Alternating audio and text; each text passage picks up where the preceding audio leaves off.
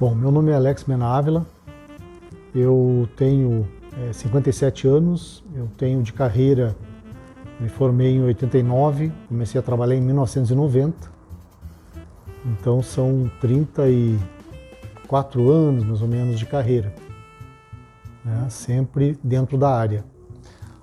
Eu faço parte de uma região onde tinha uma tradição em abordagens de fundamentação fenomenológica e existencial. No Rio Grande do Sul, na parte sul do Rio Grande do Sul, eu sou de Pelotas, da Universidade Católica de Pelotas. Lá se tem uma atenção para essas abordagens, abordagem centrada na pessoa, psicodrama. E quando eu me formei na faculdade, eu vinha com a minha base de formação voltada para o psicodrama. E por familiaridade, eu acabei aproximado de pessoas da Gestalt terapia.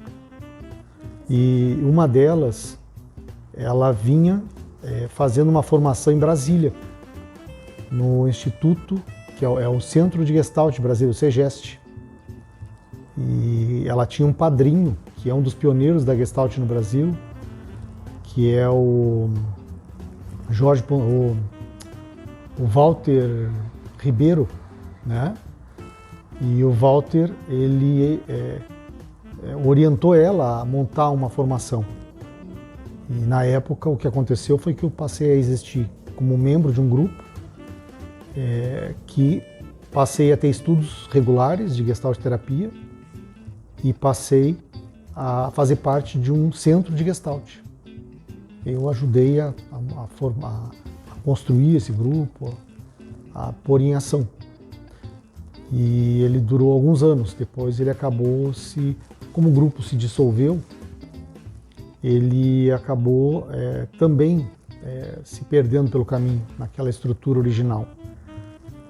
Mas foi isso que me aproximou. Eu posso te dizer que o fato de eu acreditar na abordagem como um recurso que favorece reposicionamentos na vida, a um ponto em que a pessoa sai de um processo de conflito e se reorienta em condições diferentes e cresce,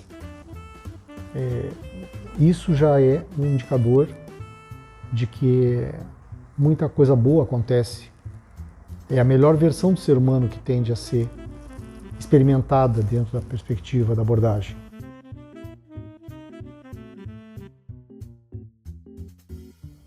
A cadeira vazia como técnica, como outros recursos, no caso experimentos, tem um atrativo muito grande, por conta de que ela pode trabalhar com a ideia de uma cadeira materializada, concreta, poderia ser almofada, colocada como representando uma pessoa.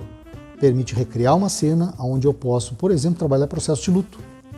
O que está vivido ali naquele momento é um processo em aberto, mal resolvido, né, e que tem muita relação com o sofrimento.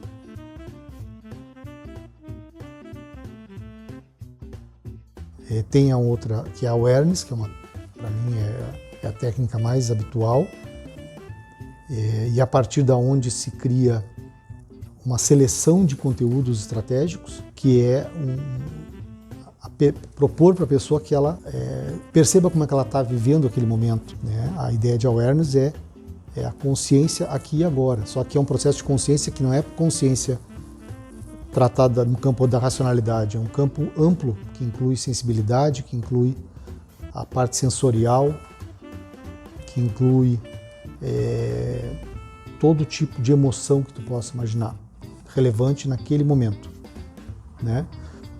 E a riqueza que isso tem, basicamente, é para que a pessoa possa sair, muitas vezes, do que está construído como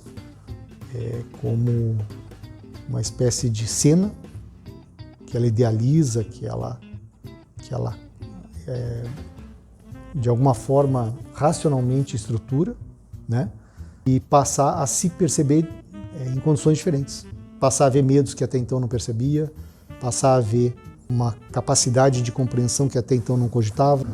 A pessoa no seu tempo, no seu momento e nas condições que melhor sejam identificadas por ela, se entregar para o exercício.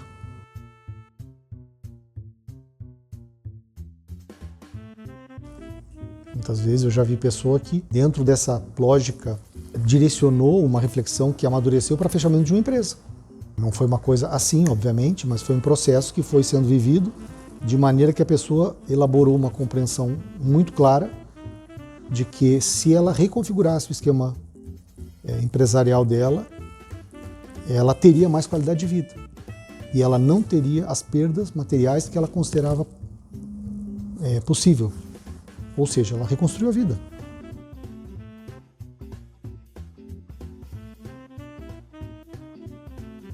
Abordagem gestáltica. Somos projetos, somos processo. Se eu faço algo orientado a partir do que eu reconheço como valioso para mim, eu faço melhor. Então eu estou tentando dizer basicamente o seguinte: se permitam olhar a forma como a psicologia apresenta esse contexto técnico, essas ferramentas, essas formas de pensar ser humano, de pensar processos de relação, clínica, e vejam se isso, o que melhor encaixa com vocês. Tem pessoas que têm uma fortíssima identificação com psicanálise, pessoas que têm uma fortíssima identificação com abordagem cognitivo-comportamental, e tem pessoas, como eu mesmo, que identificam muito com uma abordagem. Eu penso que é a partir do eu que se define no caminho. É aí que entra a possibilidade de aproveitamento dos recursos que são os meus para vir a construir uma identidade, para vir a construir uma performance. Outra coisa que acho que, não sei se é interessante, mas a Gestalt ela existe a partir de uma referência histórica que tem dois elementos interessantes. Primeiro, tem a ver com pós-guerra. A Gestalt aproveita a onda do existencialismo, a onda de uma crítica à forma como o ser humano vinha conduzindo a vida no planeta, e passa a estruturar uma abordagem orientada dessa forma. Deus era uma figura que foi um militante antes de ser um gestaltista. A esposa dele e ele faziam parte de um grupo que era um grupo de protesto, um grupo de rebeldes que eles falam. Na verdade, um grupo de intelectuais que debatiam sobre a realidade social e tudo mais. Ou seja, tem uma coerência muito grande entre o que eles viveram e o que eles construíram tecnicamente. Tem que ter uma identificação de cada um se vai se conectar com isso. Se eu não me vejo de alguma forma conectado com essa crítica social, se eu me vejo de alguma forma aberto ao outro como protagonista que desafia uma expectativa minha, eu não posso trabalhar com verdade gestáltica. Não é a leitura, é a compreensão. A outra coisa, a Gestalt trabalha muito com que foi constituído num ambiente que era o movimento do potencial humano. O Peirce e a Laura entram nos Estados Unidos, tem uma efervescência dentro dessa lógica da crítica em torno da Segunda Guerra Mundial.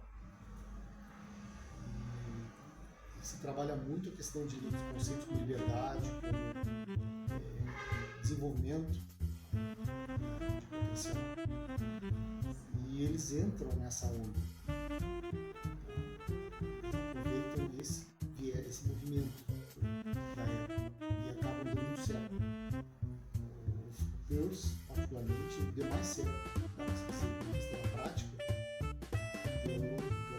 sacada que ele teve de se aproximar de movimentos de contestação. Ele chegou a ser representante dos hippies, idolatrado pelos hippies, né? Do movimento, aquela crítica nos Estados Unidos. Se tu pensar a história do Frederick Pierce, a forma que ele se posicionou da vida, tu entende a abordagem cristal. O que ele viveu é o que tu vive. É o que basicamente a gente consegue, claro, quando eu te digo que a esposa foi uma autora que teorizou a abordagem, que outros autores teorizaram,